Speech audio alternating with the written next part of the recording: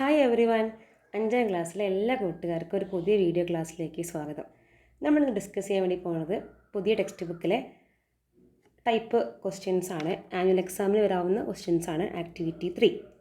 Draw A rectangle with area 12 square centimetre and perimeter 14 centimetre. എന്താണ് question? ഒരു rectangle വരയ്ക്കണം. ഏതിൽ വരച്ചാൽ മതിയോ? പോരാ. ഏരിയ 12 സ്ക്വയർ സെൻറ്റിമീറ്ററും അതുപോലെ തന്നെ പെരിമീറ്റർ 14 വരുന്ന ഒരു റെക്റ്റാങ്കിളാണ് വരയ്ക്കാൻ. അപ്പോൾ ഇവിടെ ഒരു സംശയം എന്താ വെച്ചാൽ, ഏരിയ 12 എന്ന് പറഞ്ഞാൽ നമുക്ക് എങ്ങനെയൊക്കെ വരാം? 1 × 12, ദെൻ 2 × 6, ദെൻ 3 × 4. ഇത് മൂന്ന് എന്താണ്? ഏരിയ 12 വരാൻ ചാൻസ് ഉള്ള 3 റെക്റ്റാങ്കിളിൻ്റെ സൈഡ്സാണ്. ഒന്നുകൂടി പറയാം. ഇങ്ങനെ ക്വസ്റ്റ്യൻ കിട്ടിക്കഴിഞ്ഞാൽ നമ്മൾ ആദ്യം നോക്കേണ്ടത് എന്തായോ? ഒരു റെക്റ്റാങ്കിൾ വരയ്ക്കാൻ വേണ്ടി പറഞ്ഞു. ആ റെക്റ്റാങ്കിളിൻ്റെ ഒരു പ്രത്യേക ഏരിയയും പ്രത്യേക പെരിമീറ്ററും ക്വസ്റ്റ്യൻ പറഞ്ഞിട്ടുണ്ടെങ്കിൽ ഉറപ്പായിട്ടും നമ്മൾ ആദ്യം ചെയ്യേണ്ടത് തന്ന ഏരിയ എത്രയെന്ന് നോക്കാം. തന്ന ഏരിയ 12 ആണ്. 12 ഏരിയ കിട്ടണമെങ്കിൽ അതിൻ്റെ സൈഡ്സ് എങ്ങനെയൊക്കെ ആകാനാണ് ചാൻസ് എന്ന് എഴുതി നോക്കാം. 1 × 12 അതുപോലെ തന്നെ 2 × 6, 3 × 4 ഇതൊക്കെ എന്താണ്? 12 ആണ്. പക്ഷേ ഇപ്പോൾ ഒന്ന് ആലോചിച്ച് നോക്കിയേ. ഇതാ നമ്മൾ വരച്ച് നോക്കാം കേട്ടോ. ഇത് ഇങ്ങനെയാണ് ഈ ക്വസ്റ്റ്യൻ വന്നു കഴിഞ്ഞാൽ അപ്രോച്ച് ചെയ്യേണ്ടതെന്ന് പഠിപ്പിക്കുന്നത്. 1, 1, 12, 12. ഇതാണ് ഈ പറഞ്ഞ ഫസ്റ്റ് റെക്റ്റാങ്കിൾ. നമ്മൾ വരയ്ക്കുകയാണെങ്കിൽ കേട്ടോ. ഇനി രണ്ടാമത്തെ നോക്കാം.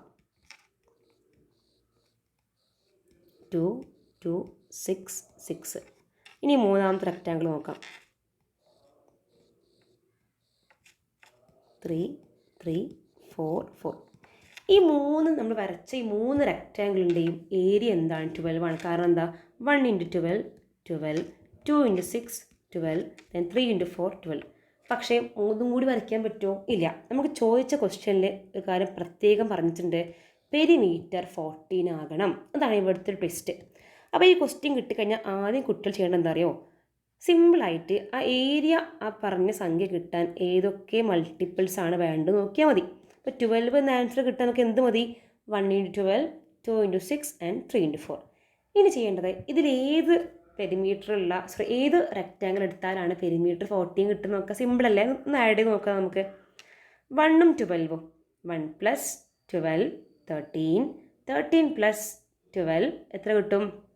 25, then 25 + 1, 26 ആവും. അപ്പോൾ ഇതല്ല നമ്മുടെ പെരിമീറ്റർ. 14 കിട്ടുന്നുണ്ടോ? ഇല്ല. അടുത്ത് 2 ഉം 6ഉം 2 + 6 + 2 + 6 എത്ര കിട്ടും? 6 + 6 12, 12 + 4 16 ആയി. അപ്പോൾ ഇതും അല്ല പെരിമീറ്റർ, ഇതും അല്ല. അടുത്ത 3 ഉണ്ട് 4 ഉണ്ട്. 3 + 4 + 3 + 4, 3 + 4 എത്രയാണ്? 7, 7 + 3 10, 10 + 4 14 കിട്ടുന്നുണ്ടല്ലോ, ഇല്ലേ? അപ്പോൾ നമുക്ക് ഈ 3 റെക്റ്റാങ്കിൾ വരയ്ക്കേണ്ട ആവശ്യമുണ്ടോ? ഇല്ല. നമ്മൾ ഈ ക്വസ്റ്റ്യനിൽ പറഞ്ഞ് ഈ ക്വസ്റ്റ്യനിലെ കണ്ടീഷൻ വെച്ച് നമ്മൾ എന്ത് മാത്രം വരച്ചാൽ മതി? നോക്കിയേ. നിങ്ങൾ വരയ്ക്കുമ്പോൾ എന്ത് ചെയ്യണം? കറക്റ്റ് സെറ്റ് സ്ക്വയറും സ്കെയിലും പെൻസിലും ഉപയോഗിച്ച് വേണം വരയ്ക്കാൻ. 4 സെൻറ്റിമീറ്റർ വിഡ്ത്തും 3 സെൻറ്റിമീറ്റർ ഹൈറ്റും വരുന്ന ഒരു റെക്റ്റാങ്കിൾ വരച്ചു കഴിഞ്ഞാൽ ഇപ്പോൾ നമ്മുടെ ക്വസ്റ്റ്യൻ്റെ ആൻസർ ആയല്ലോ. നോക്കിയേ, ഏരിയ എത്ര കിട്ടുന്നുണ്ട്? 3 × 4, 12. പെരിമീറ്റർ എത്ര കിട്ടുന്നുണ്ട്? 2 × 3 + 4. പഠിച്ചല്ലേ പെരിമീറ്റർ കാണാനുള്ള ഇക്വേഷനൊക്കെ? 2 × 3 + 4, 2 × 7, 14 കിട്ടുന്നുണ്ട്. അപ്പോൾ ഇത്രയേ ഉള്ളൂ ക്വസ്റ്റ്യൻ ചെയ്യാൻ. അപ്പോൾ ഒന്നും കൂടെ എന്ത് ചെയ്യുക? ക്ലാസ് ഞാൻ വീണ്ടും പറഞ്ഞ് ലാഗ് ആക്കുന്നില്ല, വീഡിയോ ലെങ്ത് ആക്കുന്നില്ല.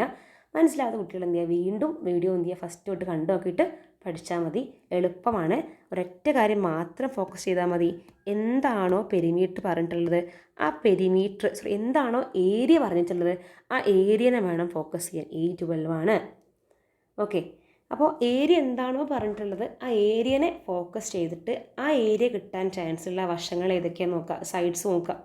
ഒന്ന് ജസ്റ്റ് എഴുതി നോക്കുക. നമ്മൾ ക്ലാസ്സിൽ എടുത്തപ്പോഴൊക്കെ പറയാറുണ്ടല്ലേ, ഒന്ന് ജസ്റ്റ് എഴുതി നോക്കാം. എന്നിട്ട് ആ ഏരിയയിൽ ഏതാണ് പെരിമീറ്റർ ഈ പറഞ്ഞത് കിട്ടുന്നുണ്ടോ നോക്കുക. അല്ലാതെ ആദ്യം തന്നെ പെരിമീറ്റർ 14 കിട്ടുന്ന റെക്റ്റാങ്കിൾ വരച്ച് കഴിഞ്ഞാൽ എന്തിലേക്ക് എത്തിക്കൊള്ളുന്നുണ്ടാവില്ല? ഏരിയ 12ലേക്ക് എത്തിക്കൊള്ളുന്നുണ്ടല്ലോ. അപ്പോൾ ആദ്യം ഏരിയ കണ്ടുപിടിക്കുക. ആ ഏരിയ വരാൻ ചാൻസുള്ള ഓപ്ഷൻസൊക്കെ എഴുതി നോക്കാം. ആ 3-4 ഓപ്ഷൻസിൽ ഏതാണ് പറഞ്ഞ പെരിമീറ്റർ കിട്ടുന്നത് നോക്കി കഴിഞ്ഞാൽ നമുക്ക് എന്ത് ചെയ്യാൻ പറ്റും? എളുപ്പത്തിൽ ആൻസർ കണ്ടെത്താൻ പറ്റും. അപ്പോൾ ഇത് വരയ്ക്കുമ്പോൾ ഡ്രോ കൃത്യം പറഞ്ഞിട്ട് വൃത്തിക്ക് എന്ത് ചെയ്യണം, സ്കെയിലും സെറ്റ് സ്ക്വയറും പെൻസിൽ ഉപയോഗിച്ച് നന്നായിട്ട് വരച്ചെടുക്കാം. Okay, thank you.